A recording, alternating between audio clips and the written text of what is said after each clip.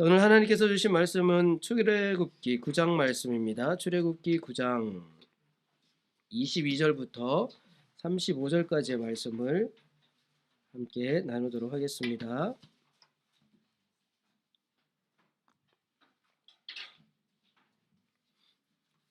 출애굽기 9장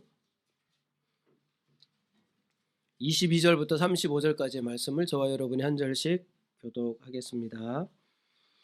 여호와께서 모세에게 이르시되 너는 하늘을 향하여 손을 들어 애굽 전국의 우박이 애굽 땅의 사람과 짐승과 밭의 모든 채소에 내리게 하라.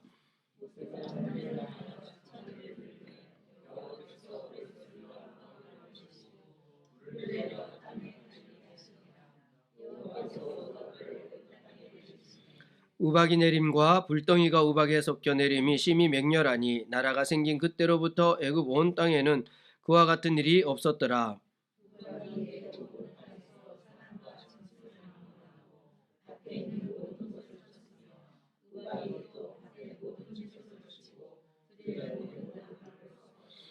이스라엘 자손들이 있는 그곳 고센 땅에는 우박이 없었더라.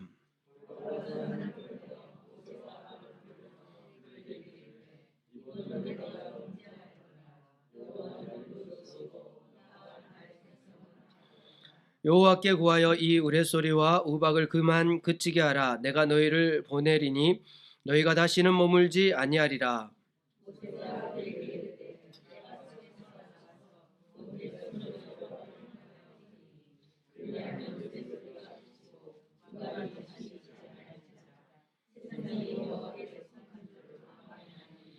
그러나 왕과 왕의 신하들이 여호와 하나님을 아직도 두려워하지 아니할 줄을 내가 아나이다.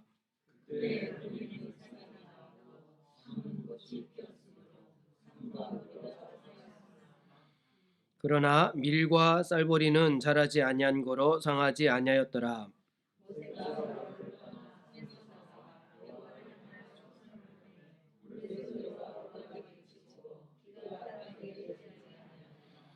바로가 비와 우박과 우레소리가 그친 것을 보고 다시 범죄하여 마음을 완악하게 하니 그와 그의 신하가 꼭 같더라. 바로의 마음이 완악하여 이스라엘 자손을 내보내지 아니하였으니 여호와께서 모세에게 말씀하신 것 같더라. 아멘. 오늘의 본문 말씀으로 자존자는 의로우시다라는 제목으로 함께 말씀을 나누도록 하겠습니다. 오전 예배 때는 자존자는 외로우시다 이렇게 제목이 외로우시다 이렇게 나왔었거든요. 자존자는 의로우시다. 그 말 들으면서 한편 의로우신 하나님이 때로는 외로우시겠다라는 생각도 합니다. 정말 하나님께서 그렇게 말씀함에도 불구하고 참 도대체 알아듣지 못하면 하나님 마음이 외롭기도 하시겠다라는 생각도 하게 돼요. 존재하시는 하나님, 자존자 하나님, 지금 이곳에 계시는 그 하나님께서 행하시는 일들을 통해서 저와 여러분이 하나님을 더 깊이 알아가는 은혜가 있기를 바랍니다.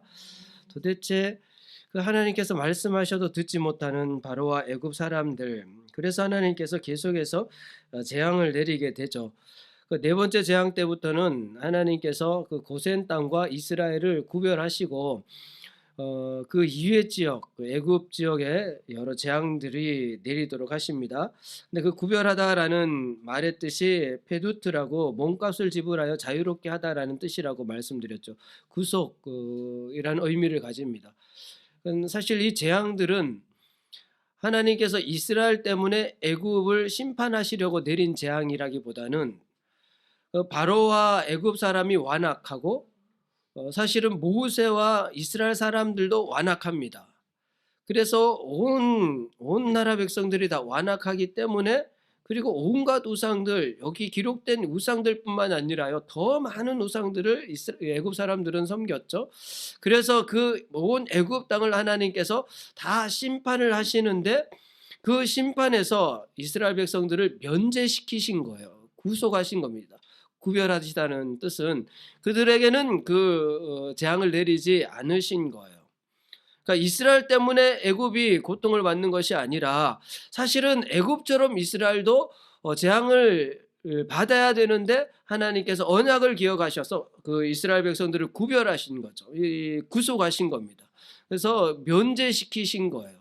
하나님께서 이렇게 구별하실 때에는 또 다른 의미가 있다고 말씀드렸죠. 하나님께서 구별하실 때는 완악한 대로 내버려 두지 않는다는 의미가 있다고 말씀드렸습니다. 이 온 애굽 사람들은 다 완악한데, 그죠? 그 완악함이 바뀌지를 않아요. 막 재앙을 내리지만 바뀌지 않습니다. 그런데 이스라엘 백성들, 특히 모세가 가장 좋은 모델이죠. 그 완악했던 마음이 이제는 온유한 마음으로 바뀌어요. 온유한 마음으로 바뀝니다. 하나님께서 구별하신 백성들은 반드시 온유한 마음으로 그렇게 바꿔주세요. 그 온유하다라는 단어의 뜻이 아나부에서 왔다고 말씀드렸죠. 아나부는 대답하다라는 의미의 단어에서 왔습니다. 그 당시에 고대는 주인과 종 관계에서 주인은 명령을 하는 존재이고 종은 그 명령에 대답하는, 그 답하는 존재예요. 그 종의 위치에서 종의 태도로 대답하는 것이 온유함이에요. 하나님이 주인이시다. 하나님의 모든 주권을 인정하고 하나님 하시는 그 모든 말씀에 그냥 나는 대답하는, 순종하는 그 태도가 그 온유함이다라고 말씀드렸죠.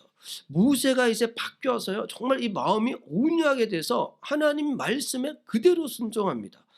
그래서 이 출애굽기를 묵상하실 때 모세의 자리를 잘 살펴보셔야 된다고 말씀드렸어요. 모세의 자리는 예전에 하나님으로부터 멀리 있었고요, 하나님께 핑계대면서 도망가려고 하는 위치에 있었고요, 또 하나님께서 막 어거지로 붙잡고 데려오시니까 그 다음에는 아론 뒤에 숨어 있는 거예요. 아론 뒤에 숨어 있습니다.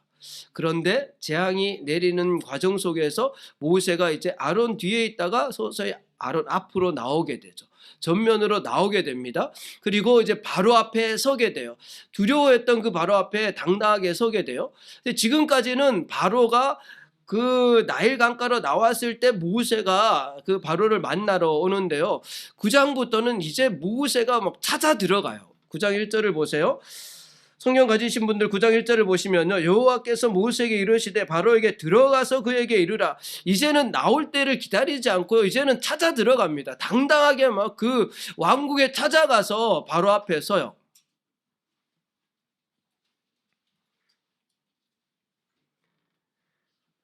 여전히 완악한 바로와 이제는 하나님의 주권을 깨달은 모세의 태도가 이렇게 완전히 다른 것을 볼 수가 있습니다. 완악한 것은요, 그 마음의 태도를 바꾸지 않는 거예요. 계속 같은 마음을 가지고 있는 겁니다. 근데 온유함은 그 마음의 태도를 바꾸는 거예요. 정말 하나님의 주권을 인정하고 그 말씀에 온전히 순종하는 것이 온유함입니다. 자, 9장에는 5째 재앙부터 7째 재앙까지 기록되어져 있습니다. 오늘 읽은 본문뿐만 아니라 9장 전체를 오늘 함께 나누면서요, 이 재앙들이 갖는 의미를 나누고 또 이 재앙을 통해서 하나님께 주신 메시지를 함께 나누고자 합니다. 10가지 재앙은 사실 애굽 사람들이 섬기는 모든 우상들을 하나님께서 징벌하시는 거예요. 너희들이 의존했던 그 우상들, 의지했던 우상들, 그것이 다 헛된 것이다. 근데 그 모든 것을 주관하시는, 다스리시는 분은 하나님이시다라는 사실을 하나하나 드러내시는 거예요. 그 첫 번째 재앙이 그 나일 강물의 피로 바뀌는 재앙이잖아요. 나일강의 신, 그 오시리스라는 나일강의 신, 그 생명을 주관하는 신. 근데 생명을 주관하는 것은 오시리스가 아니라, 나일강의 신이 아니라 하나님이시라는 거예요. 하나님이 생명의 주관자 되십니다. 그 다음에 개구리 헤케트라는 신, 그 풍요를 가져오는 신이죠. 그 사람들에게 풍요를 주는 존재는 그 헤케트라는 신이 아니라 하나님이세요. 우리 삶을 풍요롭게 충만케 하시는 분은 하나님이십니다. 하나님. 그리고 세 번째 이 재앙은요, 티끌조차도 하나님께 재앙으로 쓰시죠. 그 땅의 신입니다. 그런데 땅을 다스리시는 분도 하나님이시라는 거예요. 그러니까 모든 세계를 다스리시는 분, 그것을 주권이라고 이야기합니다. 그 주권자는 하나님이시라는 것을 하나하나 가르치시죠. 우리 그 외에 다른 신들에 대해서도요. 애굽 사람들이 당시에 섬겼던 신들에 대해서 사진을 한번 참고해 주시기 바랍니다. 보시면 애굽 사람들이 섬겼던 신들이 이런 신들이 있어요. 두 번째는 정말 개구리처럼 생긴 신이 보이십니까? 개구리처럼. 근데 이 신들만 있는 것이 아니라 이것보다 훨씬 더 많은 신들을 그들이 섬겼어요. 근데 이 신들은 당시 애굽 사람들이 섬겼던 신들인데 어찌 보면 오늘날 사람들이 의존하고 있는 어떤 것입니다. 어떤 사람들은요, 그 생명에 막 매달리기도 하고요. 어떤 사람은 그 풍요로움에 아주 집착하기도 하고요. 어떤 사람은 땅, 부동산 아니면은 그 소유에 집착하기도 하고요. 그 우리는 뭔가 집착하려고 하는. 그런데 그 모든 것을 주관하시는 분이 하나님이시라는 사실을 우리는 알아야 돼요. 그러니까 하나님께서 필요에 따라서 우리에게 주시는 것이지 우리가 어떤 힘으로 얻을 수 있는 것이 아니라는 거예요. 자, 9장에는 세 가지 재앙에 대해서 기록되어져 있는데 1절부터 7절까지는 이 가축들이 돌림병에 걸려서 죽게 되는 재앙입니다. 가축들이 죽게 되는. 그 이전까지는 애굽에 재앙이 내리지만 애굽 사람들에게 직접적인 피해는 없었어요. 생활의 불편함입니다. 물이 없으니까 우물을 파야 되고요. 그리고 막 그 개구리들이 많아서 불편한 거예요. 그리고 이가 많고 파리가 많으니까 불편한 거예요. 그러나 실제적인 손실은 없었어요. 그런데 이 다섯째 재앙은 이제 실제적인 손실이 발생하기 시작합니다. 가축들이 죽어나가는 거예요. 그 가축은 당시 애굽에 있어서 중요한 재산이거든요. 재산을 잃게 되는 겁니다. 그리고 또 하나 이 재앙이 가지고 있는 의미는요. 6절에 보시면 이튿날에 여호와께서 이 일을 행하시니 애굽의 모든 가축은 죽었으나 라고 기록되어져 있죠. 그러니까 모든 가축이 죽었다라는 말은 애굽 땅에 있는 가축이란 가축은 다 죽었다라는 의미가 아니라 가축의 모든 종류들, 다양한 소도 있을 테고요, 양도 있을 테고 그 모든 종류들이 이 재앙을 통해서 죽게 된 거예요. 이것은 애굽 사람들이 이제까지 이 가축을 형상화해서 우상을 섬겼거든요. 가축 모양으로 만들어서 섬겼어요. 근데 그 모든 종류의 가축들을 다 죽이신 것은 애굽의 모든 종류의 우상들을 하나님께서 심판하신 거예요. 모든 종류의 우상을 심판하시며 동시에 가축이 중요한 재산이었는데 가축들이 죽음으로 인해서 이 재물에 대한 주권도 하나님께 있다는 것을 보여주는 겁니다. 신명기 8장 17절에 보시면 17절 18절에 보시면 그러나 내가 마음에 이르기를 내 능력과 내 손의 힘으로 내가 이 재물을 얻었다 말할 것이라 내 하나님 여호와를 기억하라 그가 내게 재물 얻을 능력을 주셨음이라 이같이 하심은 내 조상들에게 맹세하신 언약을 오늘과 같이 이루려 하심이라 기록하고 있습니다. 사람들은요 내 능력과 내 손의 힘으로 내가 이 재물을 얻었다라고 생각하기 쉬워요. 모두가 그렇게 여깁니다. 내가 좀 능력이 있어서 내가 좀 힘이 있어서 내가 좀 운이 좋아서 내가 어떻게 해서 이 재물을 얻었다 그러지 않습니다. 여호와를 기억하라 내가 내게 재물 얻을 능력을 주셨다라는 말은요 그 재물을 얻을 수 있는 환경을 다 만들어 주신 분은 하나님이세요. 나에게 건강 주신 것도 하나님이시고요. 이런 환경들을 만들어 주신 것도 하나님이시고요. 일을 시작할 수 있는 지혜를 주신 것도 하나님이시고 그 돕는 손길을 주신 분도 하나님이세요. 그러니까 이 모든 재물을 얻을 수 있는 환경을 다 주관하시는 분은 하나님이세요. 하나님. 그리고 그렇게 재물을 얻게 하신 것은요. 언약을 오늘과 같이 이루려 하시 하나님의 뜻을 이루시기를 원하시기 때문에 그런 거죠. 그 다섯째 재앙은요. 그 모든 우상들을 심판하시면서 동시에 재물의 주권이 하나님께 있다는 것을 나타내시는 거예요. 그리고 8절부터 12절까지는 그 모세가 죄를 지니까 죄가 티끌이 되어서 애굽의 모든 사람들의 몸과 가축의 몸에 붙어서 그것이 악성 종양이 된 거예요. 근데 이 재앙 때부터요. 여섯째 재앙 때부터 애굽 사람의 그 목숨 위협을 느끼기 시작해요. 지금까지 막 가축을 잃더라도 사람들의 목숨에는 이상이 없었습니다. 죽지는 않았어요. 그런데 이 여섯째 재앙 때부터 악성 종기로 인해서 종양으로 해서 목숨을 잃게 돼요. 그러니까 이 재앙이 점점 강도가 심해져 가는 것을 볼 수 있습니다. 그리고 당시에 애굽 사람들은요, 세르케트라고 해서 질병의 신, 질병을 주관하는 신이 있다라고 섬겼거든요. 근데 그것을 심판하시면서 그 질병의 주권도 하나님께 있어요. 그 육신의 건강과 질병과 이런 모든 것의 주권도 하나님께 있습니다. 사실은요, 이 모든 주권이 하나님께 있다라는 것을 하나님께 말씀하고 계시는 겁니다. 그 많은 사람들은 그 모든 주권이 하나님께 있음에도 불구하고 자꾸만 다른 것을 더 의존하려고 하죠. 내가 이것만 하면은, 내가 이렇게만 하면은 잘 될 수 있어. 제가 지난주 뉴스에요, 일본의 아주 유명한 그 인플루언서라 그러죠. 막 이 개인 방송을 하면서 하는, 일본에서 그 여기가 가장 운동을 많이 하는, 10년 정도 이 방송을 하면서 일본 사람들에게 막 건강한 몸, 그래서 이 팔, 이걸 뭐라 그러죠? 이 근육이요, 웬만한 사람 허리만큼 이렇게 40대 후반이에요. 10년 동안. 그런데 40대 후반에 갑자기 죽었어요. 갑자기 죽었어요. 원인을 알 수 없대요. 근데 뭐 아마 그 근육을 키우기 위해서 뭐 먹는 음식 뭐라 그러나요? 뭐 그게 부작용이 아닐까 이렇게 하는 분들도 계시는데 정확히는 저도 잘 모르겠습니다. 근데 뭐 그렇게 건강하고 막 일본에서 가장 건강하다 그러면서 10년 동안 사람들에게, 그런데 하루아침에 그 건강을 누가 주관하십니까? 하나님이 주관하시는 거예요. 하나님이.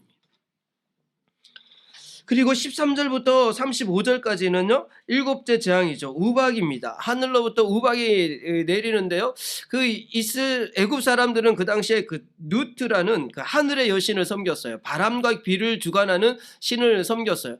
근데 그 바람과 비뿐만 아니라 그 모든 자연 환경을 주관하시는 분도 하나님이시라는 거예요. 하나님.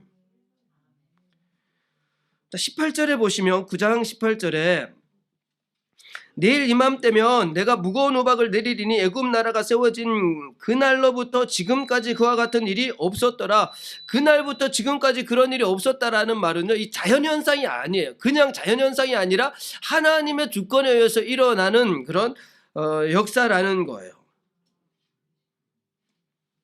그런데 이렇게 재앙을 내리시면서 한편으로 하나님께서 19절에 이제 사람을 보내어 내 가축과 내 들에 있는 것을 다 모으라. 사람이나 짐승이나 무릇 들에 있어서 집에 돌아오지 않는 것들에게는 우박이 그 위에 내리리니 그것들이 죽으리라. 야, 빨리 이 재앙이 내릴 때니까 빨리 집 안으로 들어와 있으라고 해라. 밖에 있다가는 우박에 맞아 죽을 수도 있어. 그럼 여기에서요, 이 재앙을 내리는 목적이 죽음에 있지 않다는 거예요. 미리 예고하신 것은 죽지 않도록 빨리 피하라고 하나님 말씀해 주시잖아요. 그러니까 하나님께서 이 재앙을, 지금까지 내리신 재앙, 앞으로도 마찬가지지만요, 이 모든 재앙을 내리시는 목적이 애굽을 곤란하게 만들고 애굽 사람들을 죽이려고, 애굽 사람들이 그냥 고통받게 하려고 내리는 게 아니에요. 목적은 거기에 있지 않습니다. 어떻게든지 이 애굽 사람들조차도 하나님께서는 보호하기를 원하세요. 근데 목적은 하나님을 인정하게 만드는 데 있습니다. 하나님을. 주권이 바로에게 있는 것이 아니라, 주권이 너희들이 섬기는 그 신에게 있는 것이 아니라, 그 모든 주권이 여호와 하나님께 있다는 사실을 너희가 알아야 된다. 이걸 전하고자 하나님께서 계속해서 재앙을 내리신 거죠. 15절에요. 내가 손을 펴서 돌림병으로 너와 네 백성을 쳤더라면 내가 세상에서 끊어졌을 것이다. 내가 한순간에 너를 돌림병으로 죽게 만들 수 없을 줄 아냐? 이런 뜻이에요. 뭐 한 번, 둘째, 셋째, 넷째 그러지 않고요. 한 번만에 다, 이것도 가능하세요, 하나님께서. 그런데 그렇게 하지 않으세요. 왜? 재앙 자체에 목적이 있는 것이 아니기 때문에요. 16절에 내가 너를 세웠으면 나의 능력을 내게 보이고 내 이름이 온 천하에 전파되게 하려 하였습니다. 그 하나님이 어떤 분이신지를 좀 알게 하려고 그렇게 재앙을 내리시는 거죠.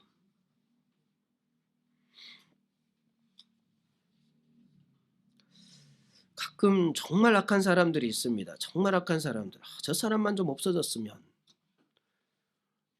예를 들면 뭐 이 바로 같은, 지금 막 전쟁이 일어나잖아요. 뭐 전쟁을 일으킨 나라의 그 대통령이 없어졌으면, 없으면 전쟁이 멈출까요? 더 악한 사람이 세워지면 어떻게 되죠? 정말 미치광이 같은 사람이 세워져 가지고 뭐 누구도 예상치 못한 그런 일들을 막 벌이게 되면 그럼 어떻게 되나요? 그러면은 더 혼란스러워져요. 더 혼란스러워져. 하나님께서 뭔가 선한 뜻이 있다는 거예요.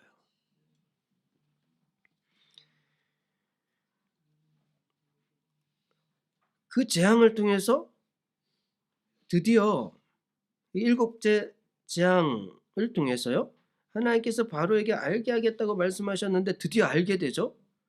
27절에 보시면 바로가 사람을 보내어 모세와 아론을 불러 그들에게 이르되, 뭐 정말 전에 없었던 우박이 내리는데 그냥 조금 내리는 게 아니에요. 온 나라에 막 우박이 쏟아지면서 그 밖에 있던 사람들과 가축들이 다 죽어나가고, 그런 상황 속에서 막 급하게 이 바로가 모세와 아론을 불러오죠.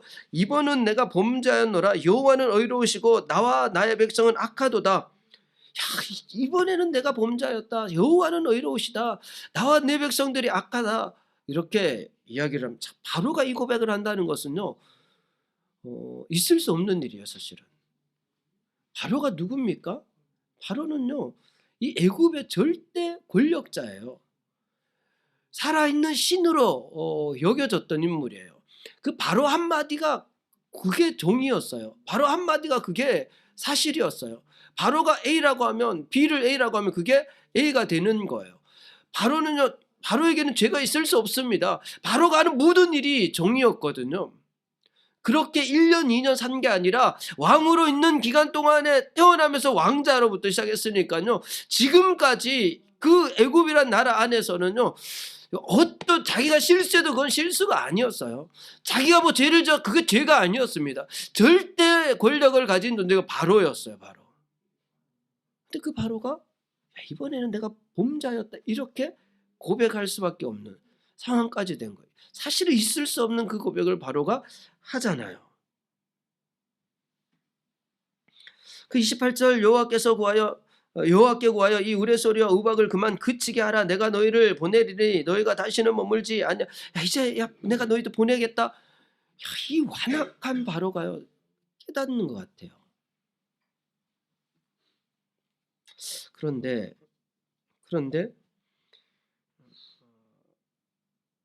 30절을 보면, 29절 30절을 보면요, 모세가 그에게 이르되 내가 성에서 나가서 곧 내 손을 여호와를 향하여 펴리니 그리하면 우레소리가 그치고 우박이 다시 있지 아니할지라 세상이 여호와께 속한 줄을 왕이 알리라. 그러니까 이 주권자가 바로 당신이 아니고 여호와 하나님이 주권자라는 사실을 이제는 알게 될 것입니다. 근데 30절 보시면요, 그러나 왕과 왕의 신하들이 여호와 하나님을 아직도 두려워하지 아니할 줄을 내가 아나이다. 모세가 보기엔 아직 아닌데. 그 바로가 회개한 거 아니에요. 회개한 게 아닙니다. 바로와 애굽 사람들은요, 그 신하들과 애굽 사람들은 모든 것을 힘의 논리로 생각해요. 힘의 논리. 힘의 논리로 지배하는 그 세계관을 가지고 있어요. 그러니까 강한 자 앞에서 숙이는 거예요. 그러니까 바로가 막 자기의 강함을 나타내다가 이 일곱째 재앙 앞에서는 더 이상 안 되겠다. 내가 힘에서 내가 밀리는구나. 우리 나라가 섬겨왔던 여러 가지 신들이 이 이스라엘 신에게 밀리는구나. 힘에서는 안 되는구나 라고 여겨서요, 그냥 잠시 물러서는 거예요. 잠시 물러서는 거. 이건 회개가 아니에요. 회개가 아닙니다. 회개는 모세처럼 하나님의 주권을 인정하고 완전히 돌아서는 거예요. 삶의 방향을 완전히 바꾸는 겁니다. 모세는 하나님의 주권을 깨달았을 때 어떻게 합니까? 더 이상 바로를 두려워하지 않죠. 아론의 뒤에 숨지 않아요. 더 이상 핑계하지 않습니다. 하나님 말씀하시면 알겠습니다. 하나님 뜻대로 다 될 겁니다. 이렇게 확신해요. 그래서 30절에도요. 이 모세가 어떻게 알았을까요? 분명히 바로는 야 내가 범죄했다. 여호와 하나님이 의로우시다. 나와 우리 민족이 범죄한 거다라고 이야기하고 있는데 모세는 들으면서 저거 아닌데 이렇게 여겨진 거예요. 저거 아닌데 어떻게 그렇게 여겼을까요? 어떻게요? 예전 같으면 모세가 정말 바로가 깨달았나 보다 막 그랬을 텐데 바로를 보면서요. 모세가 그걸 보면서 야 저거 아니다. 회개한 거 아니야. 이렇게 여긴 거예요. 그래서 그렇게 이야기한 거예요.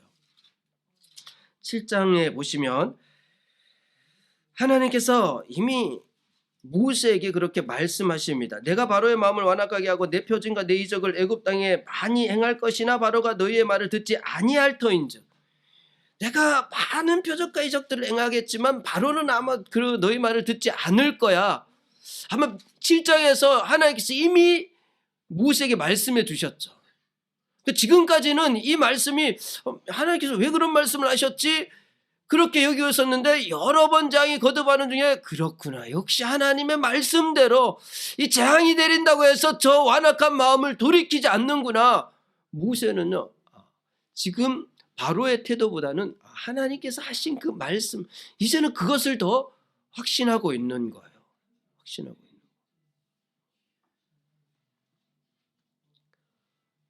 회개는요. 정말 이 모세처럼 완전히 삶의 방향을 바꾸는 겁니다. 완악한 자리에서 온유한 자리를 옮기는 거예요. 그냥 옛날 마음 그대로 사는 것이 아니라 이제는 하나님 말씀하시는 그 말씀을 또 신뢰하는 거예요. 바로가 뭐 범죄했다라고 그렇게 해도 아니야. 하나님 벌써 그렇게 말씀하셨는데 야 그거 가지고 안 된다고 이미 말씀하셨어.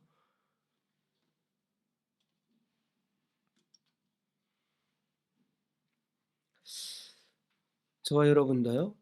모세처럼 온유한 마음을 갖게 되는 은혜가 있기를 바랍니다. 마음을 바꾸지 않으면요.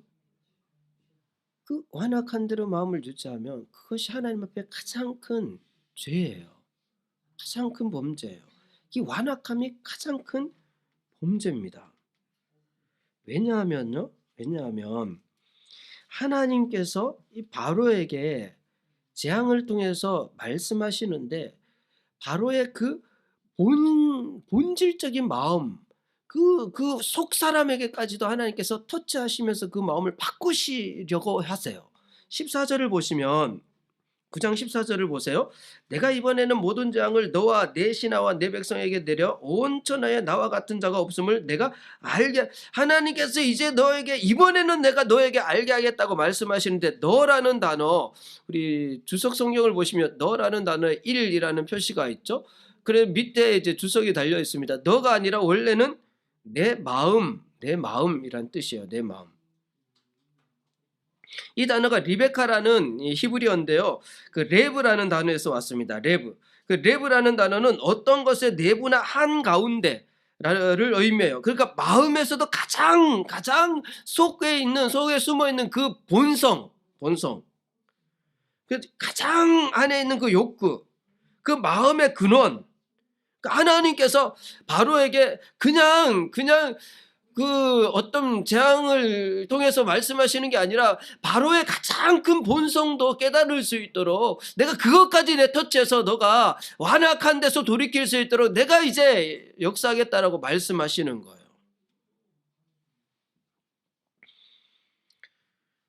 이 레브라는 단어가 처음 사용된 것은요. 창세기 6장입니다. 창세기 6장 5절 여호와께서 사람의 죄악이 세상에 가득함과 그 마음으로 생각하는 모든 계획이 항상 악할 뿐임을 보시고 여기에서 마음이 레브예요. 그러니까 사람들이 마음으로 생각하는 것이 항상 악해요. 이 바로 같은 그런 면이 있습니다. 땅 위에 사람 지으셨음을 한탄하사 마음에 근심하시고 그러니까 사람들은요. 아담 이후에 타락한 사람들의 그 마음의 본성은 바로와 같아요. 하나님께서 그것을 터치하심에도 불구하고 여전히 완악한 대로 근데 하나님께서요, 그 창세기 6장에 그렇게 말씀하시면서 6장 8절에요. 그러나 노아는 여호와께 은혜를 입었더라. 은혜를 입은 사람은 그 마음이 바뀌어요. 정말 하나님의 은혜가 임한 사람은 마음이 바뀌어요. 노아를 통해서 하나님께서 다시 언약을 맺으시고요. 다시 하나님의 그 민족의 역사를 시작하시죠. 근데 또 사람들의 마음이 그 마음의 본심이 또 이제 악하게 되죠. 그다음에 이제 아브라함을 통해서요. 아브라함에게 은혜를 베푸시는 거예요. 하나님께서 끊임없이 은혜를 베푸십니다. 그러니까 하나님께 지금 바로에게 깨닫게 하시려고 하시는 일들이 그냥 설렁설렁 하는 게 아니에요. 대충대충 하시는 게 아니에요. 바로의 그 마음 깊은 곳까지 터치하시면서 그 마음을 바꿀 수 있도록 하나님 그렇게 역사하고 계시는 거예요. 그런데 바로의 그 완악함은 이제 한도를 넘어섰죠. 17절에 보시면은 내가 여전히 내 백성 앞에 교만하여 그를 보내지. 그 바로는 여전히 백성 앞에서 교만합니다. 이 교만함은요, 쌓아 올리다라는 의미를 가져. 이 악함이 막 가득 쌓여 있는 거야. 완악함이 가득 쌓여 있어요. 결국은 그 교만함은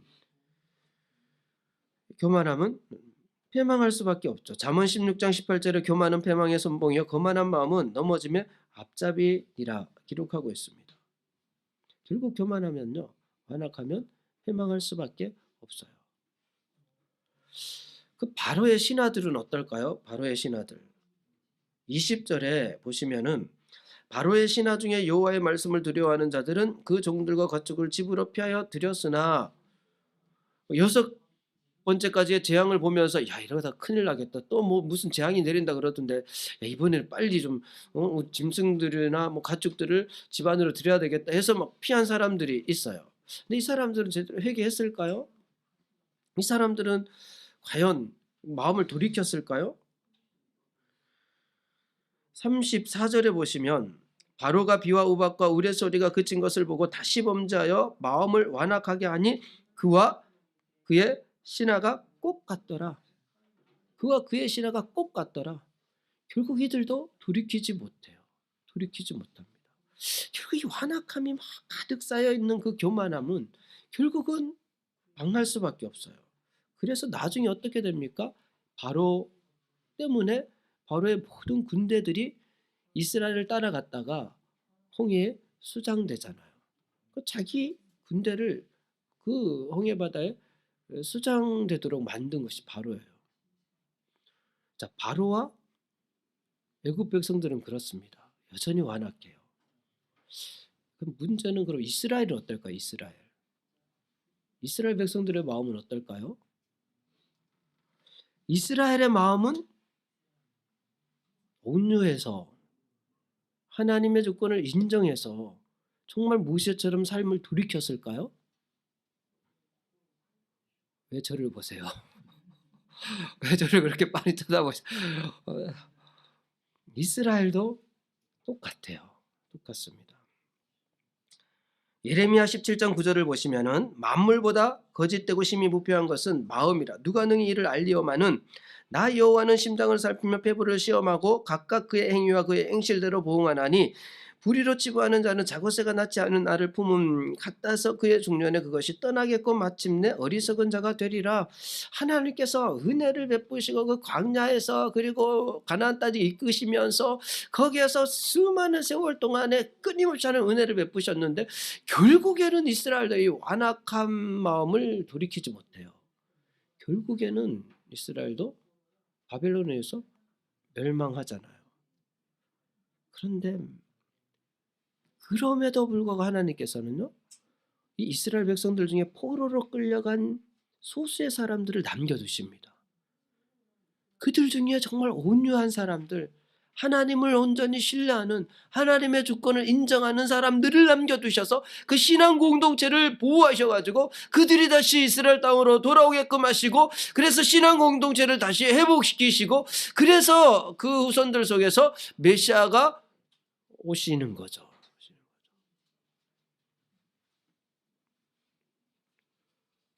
그 역사 속에요. 결국 마음이 완악한 교만한 사람들은 결국은 패망해요. 바로가 그랬고요. 그 신하들이 그랬죠. 이스라엘도 마찬가지예요. 이 성경에 기록된 내용들뿐만 아니라 인류 역사를 봐도 마찬가지. 모든 교만한 사람들은요, 완악한 사람들 결국은 패망해요.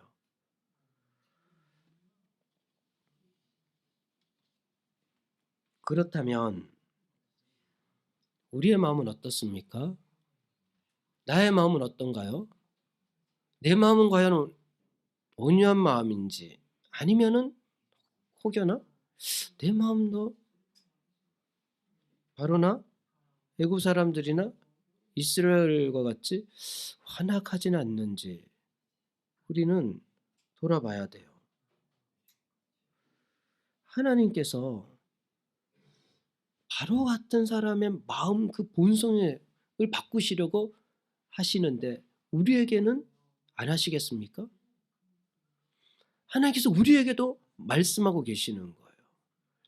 우리에게도 우리의 일상 속에서 일어나는 여러 가지 상황들을 통해서 내가 너에게 온 천하에 나와 같은 자가 없음을 내가 알게 하겠다.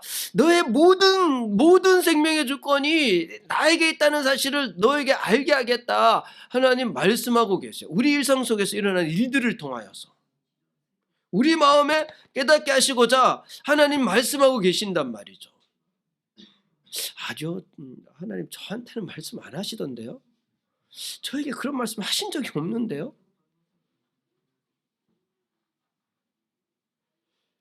아니요, 말씀하십니다. 바로의 그 본성까지 터치하신 하나님께서요. 우리는 누굽니까? 모세와 같은 토부예요. 토부. 아름답고 존귀한 온전한 자라고 하는 말씀하시는데 우리에게 말씀 안 하실 이유가 없죠. 우리의 일상 속에서 일어나는 여러 가지 일들을 통하여서요. 하나님 말씀하세요. 그 모든 너 인생의 모든 주권이 하나님께 있다는 사실을 말씀하고 계신단 말이죠. 그런데 우리 마음은요.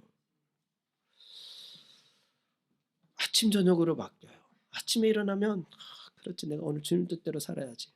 또 주일 교회 와서 예배 드리면 그렇지 주권은 주님께 있으니 내가 주님 뜻대로 살아야지. 그 월요일만 되면 어떻습니까? 오늘 다 잊어버리잖아요. 다 잊어버리잖아요. 아침에 일어나면 그래 오늘은 하나님 뜻대로 주님 오늘 나와 함께 하시니까 하나님 뜻대로 살겠습니다. 근데 막 서둘러서 출근하면서 다 잊어먹잖아요. 출근하면서 그 뭐 또 다음 무슨 일을 해야지? 오늘 이 일을 해야지. 뭐 그 다음에는 뭐 해야지? 그러고 나서 저녁 때쯤 되면 오늘 내가 하나님 음성을 들었나? 그러면서 일주일을 또 보내잖아요.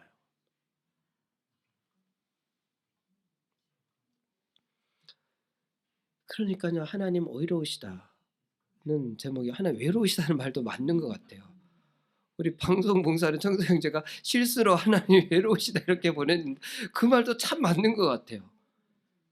하나님께서 끊임없이 우리 삶 속에 말씀하시는데 우리는 반응을 안 하고 있으니까 야 너는 바로처럼 되면 안 돼. 모세처럼 온유하게 돼야 돼. 야 이 일을 통해서 내가 지금 말하고 있잖아. 너 지금 어려움을 겪고 야 그걸 통해서 내가 너 깨닫게 하고 있는 거야. 너 지금 이것 때문에 어렵지. 야 생각해봐. 그 주권이 하나님께 있다는 것을 내가 알게 하려고 그러는 거야. 그걸 좀 깨달으면 어떠냐. 너 좀 모든 너 인생의 주권이 하나님께 있다는 것을 좀 알면 얼마나 좋겠냐. 그 하나님 끊임없이 말씀하시는데 우리는 바로처럼 여전히 못 듣고 사는 거예요. 못 듣고 사는 거죠.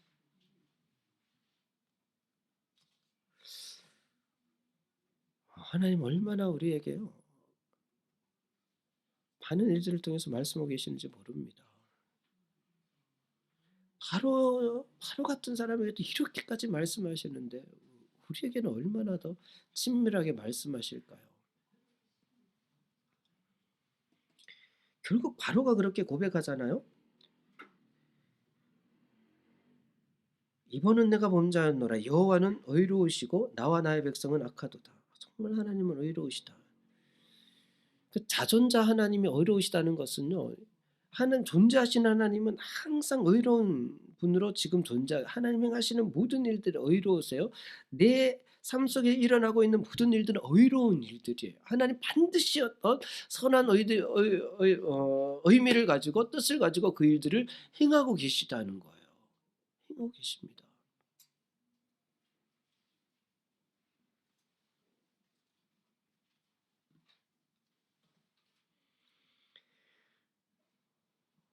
과연 우리는 우리에게 말씀하고 계시는 하나님의 음성을 잘 들으며 온유한 삶을 살아가고 있는지를 다시 한번 점검해 볼 필요가 있죠. 2023년 저희 교회 표어가요. 그에게까지 자랄지라입니다. 그에게까지 자랄지라.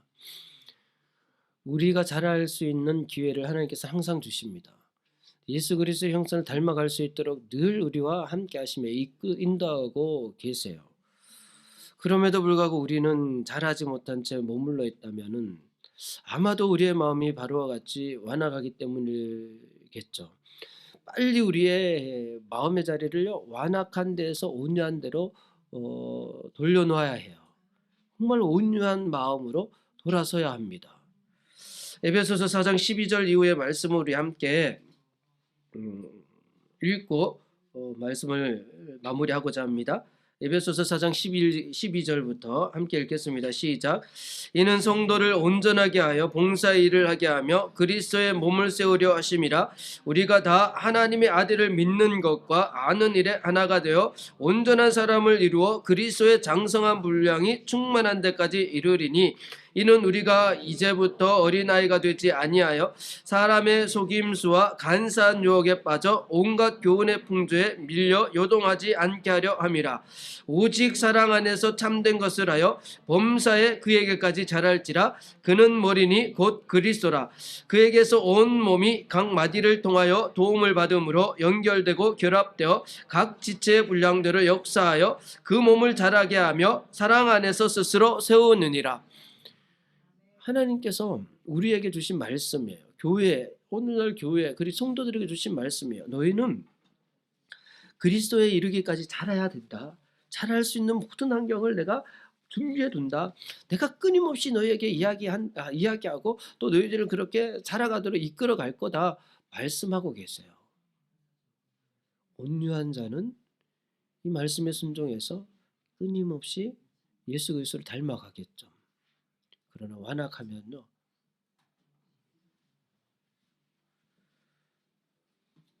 더 이상 자라지 못하겠죠. 그리고 어린아이처럼 있을 뿐 아니라 사람의 속임수와 간사한 유혹에 빠져서 온갖 교훈의 풍조에 밀려 요동하면서 살아가야 돼요. 요동하면서 이리저리 환경에 휩쓸리면서 저와 여러분이 동경 앞에 기독교의 성도분들은 마음이 온유하여 정말 하나님의 음성을 듣게 되고 모든 성품과 삶이 자라가서 그리스도의 형상을 닮아가게 되는 은혜가 저와 여러분에게 있기를 바랍니다. 하나님 아버지, 오늘도 출애굽기 말씀을 함께 나누게 하시며 감사드립니다. 하나님께서는 바로에게조차 그 마음, 그 본성까지 바꾸려고 하나님께서 그렇게 재앙을 통해서 말씀하셨음에도 불구하고 바로는 결국 그 교만함과 완악함을 버리지 못하여서 더 큰 재앙을 입게 되고 결국에는 수많은 자기 백성들을 죽음으로 내모는 것을 보게 됩니다. 주님, 저희들은 바로와 같은 길을 걷지 않게 하시고 모세의 길을 걷도록 인도하여 주시옵소서. 온유한 자가 되기를 원합니다. 하나님의 음성에 온전히 순종하는 그런 삶을 살기를 원합니다. 하나님의 주권을 인정하고 모든 것을 다스리시는 하나님을 온전히 신뢰하고 따르는 삶을 살기를 원합니다. 주님, 저희들을 온유한 자로 삼아 주시고 또 온전한 마음으로 살아갈 수 있도록 인도하여 주시옵소서. 함께 하심을 믿고 감사드리며 예수님의 이름으로 기도드립니다. 아멘. 우리 함께 은혜 찬양 후에 축도로 예배를 마치고자 합니다.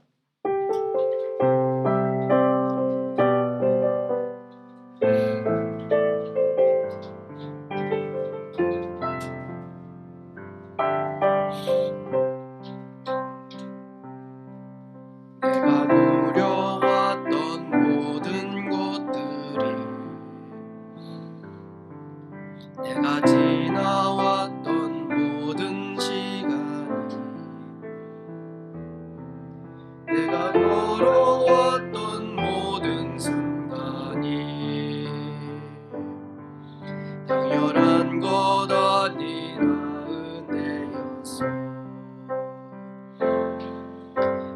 해가 뜨고 저녁에 노을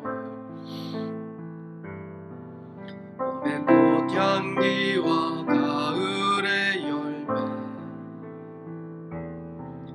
변하는 계절의 모든 순간이 당연한 것 아니라 은혜였어. 모든 것이 은혜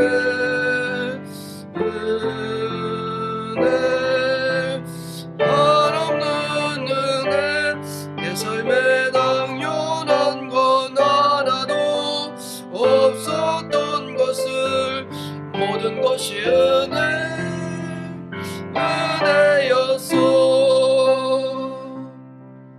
내가 이 땅에 태어나 사는 것 어린아이 시절과 지금까지 숨을 쉬며 살며 꿈을 꾸는 삶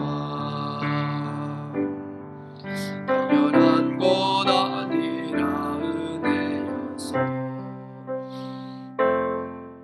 내가 하나님의 자녀로 살며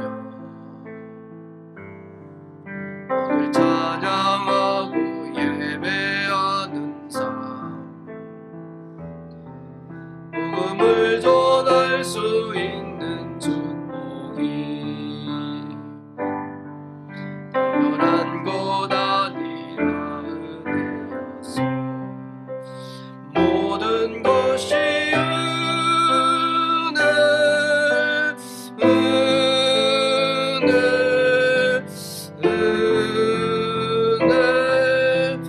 하나님은 은혜 내 삶에 당연한 건 하나도 없었던 것을 모든 것이 모든 것이 은혜 것이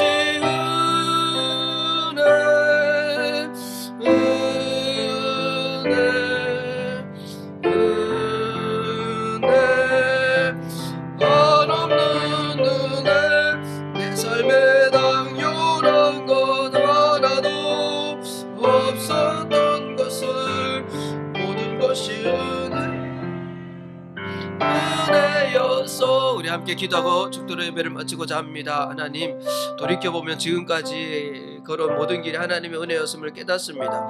우리의 마음도 바로와 같이 완악하여서 참 그 마음을 바꾸려고 하지 않고 자기 욕심대로 자기 뜻대로 살고자 하는 고집스러운 모습들이 있음에도 불구하고 하나님께서 우리를 주권적으로 역사해 주셔서 우리 마음을 돌아서 들어가여 주시고 조금이나마 정말 온유한 마음을 주셔서 주님 말씀에 반응할 수 있도록 하여 주셔서 여기까지 온 줄로 믿습니다. 혹시라도 내 안에 여전히 바로와 같은 그 완악한 면이 있다면은 주님 삶을 통하여서 주님 말씀하여 주실 때 그 음성을 듣게 하시고 그 자리에서 주님 다 내려놓고 또 회개하고 돌이킬 수 있도록 그래서 온 삶이 이제는 온유한 삶으로 변화될 수 있도록 인도하여 주시옵소서. 하나님의 주권 안에 있다는 사실을 잊어서는 안 되겠습니다. 나의 생명과 건강과 재물과 나의 모든 것이 하나님의 주권 안에 있음을 인정하고 그 주님의 뜻에 온전히 따라가는 그런 온유한 삶이 될 수 있도록 인도하여 주시옵소서. 우리 기도하겠습니다. 하나님 아버지 오늘도 저희들에게 하나님을 예배할 수 있는 은혜 주심에 감사드립니다. 주님 다시 한번 주님 앞에 고백하오니 아버지 좀 내 안에는 바로와 같은 그 완악한 면이 있습니다. 교만한 면이 있습니다. 주님 그렇게 말씀하고 계심에도 불구하고 일상의 삶 속에서 끊임없이 말씀하고 계심에도 불구하고 그 음성을 듣지 못한 채 여전히 완악한 자리에 있는 제 마음이 있다면은 주님 다시 한번 주님 앞에 내려놓기를 원합니다. 회개하기를 원합니다. 돌이키기를 원합니다. 온유하게 되기를 원합니다. 주님의 음성에 온전히 순종하는 삶이 되기를 원합니다. 주님 내 인생의 모든 주권이 주님께 있음을 다시 한번 고백합니다. 나의 생명과 나의 재물과 나의 풍요로운 삶과 나의 모든 것이 주님의 주권 안에 있음을 다시 한번 인정하고 주님께 온전히 순종하는 삶을 살아갈 수 있도록 하여 주시옵소서. 주님, 또 세상에서의 삶을 살아가는 성도들을 기억하여 주셔서 주님, 세상에 경험하는 여러 가지 일들을 통하여서 하나님 말씀하고 계시다는 사실을 알고 주님의 음성을 듣게 되기를 원합니다. 깨닫게 되기를 원합니다. 온유함을 아버지 허락하여 주시옵소서. 하나님 아버지, 우리 마음도 완악하여 바로와 같이 그렇게 좀 돌이킬 줄 모르는 그런 자임에도 불구하고 하나님께서 먼저 우리에게 은혜 베푸셔 여기까지 주님을 나의 구주 나의 하나님으로 인정하고 요 하나님이 계심을 그 주권을 인정하며 여기까지 온 줄로 믿습니다. 여기까지 온 것이 하나님의 은혜임을 다시 한번 고백합니다. 그런 중에도 우리 안에 여전히 완악한 면이 남아있다 하면은 주님 말씀하여 주시고 일상 속에서 경험하는 여러 가지 일들을 통하여서 깨닫게 하여 주시고 우리 속사람을 바꾸시고자 끊임없이 말씀하시는 그 하나님의 음성을 듣게 하시어서 이제는 우리의 마음이 온전히 돌이켜서 온유하게 되어서 주님을 온전히 섬기는 삶이 될 수 있도록 하여 주시옵소서.